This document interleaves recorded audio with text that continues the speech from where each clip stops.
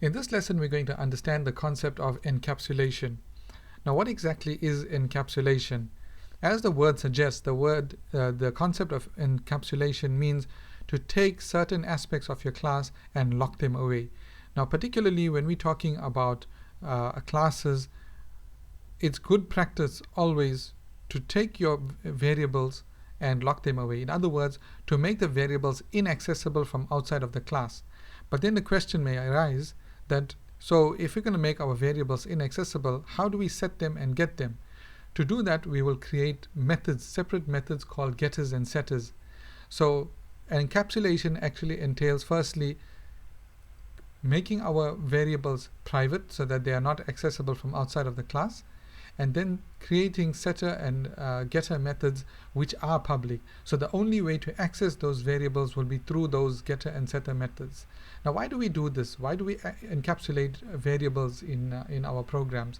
The reason we do this is sometimes it's a very dangerous operation to change the value of a variable. We need to do a little bit of checking and processing before we can change that value. For example, if you consider a bank account variable and a bank account object, and inside that object it has balance. Now, before a user can actually change, or the system can change the balance of a user, there have to be X number of checks and balances that take place. That has the user actually deposited an amount, has that amount been approved, and only then will it increment or increase the value of the variable. So that variable will not be accessible except through a setter method. Now let's see how we're going to encapsulate the variable strength. The first thing we're going to do is we're going to set it to private. Alright, and the next thing is to create a getter and a setter. Now, both of these methods will be public. The getter method will return an integer. Why will it return an integer? Because the value of strength is an integer. The type of strength is an integer. So we'll call it get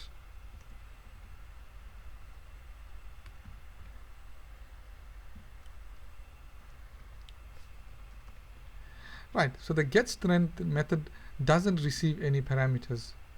All it does is that it retrieves the value of strength and returns it. So we put in a return statement, and that's our getter. Now let's create a setter.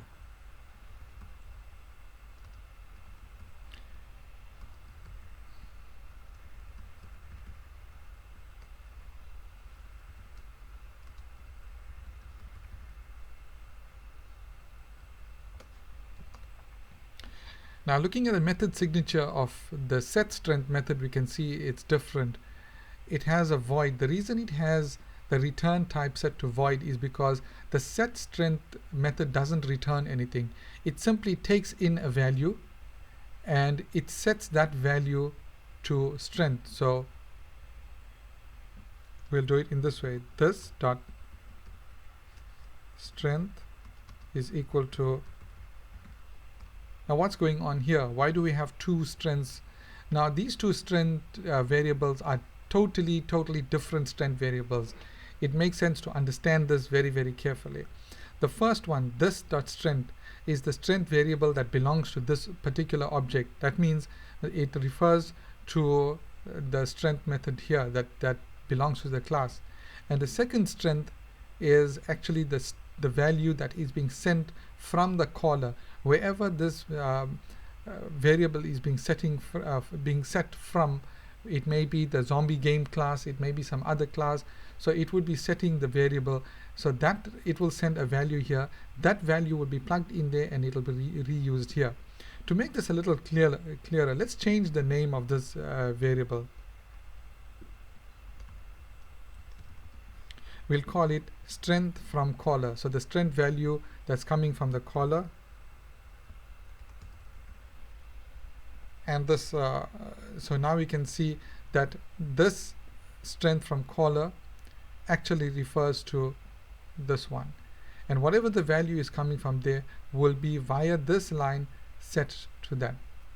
Now it's time to test our program. So things are going to break. We're just compiling the zombie class for now, but when we compile the zombie game class, we're going to get errors. Alright, so now let's take a look at these errors. So zombie game.java line 10, let's look at line 10. So this is exactly what we expect. Strength has private access in zombie. In other words, we are trying to access this variable strength directly without using its setter. Now, how do we fix that up? We fix it by calling its setter. And we pass it the value that we want to set it to. So z1.setStrength 10, and we do the same thing here.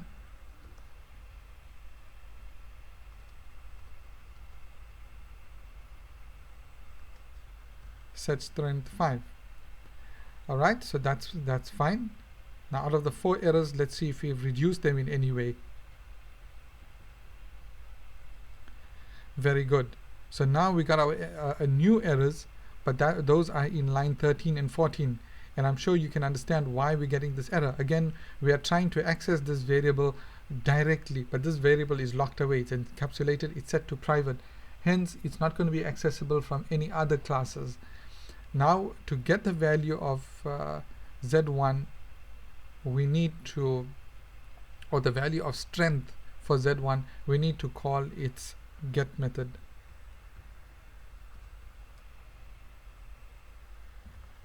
And that's how it's done. Let's do the same for Z2. There we go.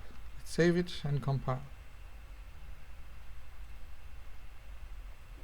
Fantastic, no issues. Let's run it.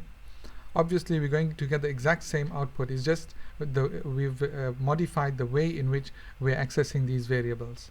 So this is the concept of encapsulation. Just to recap, encapsulation entails locking our variables away by making them private and giving outside classes access to these variables through getters and setters, which are themselves public.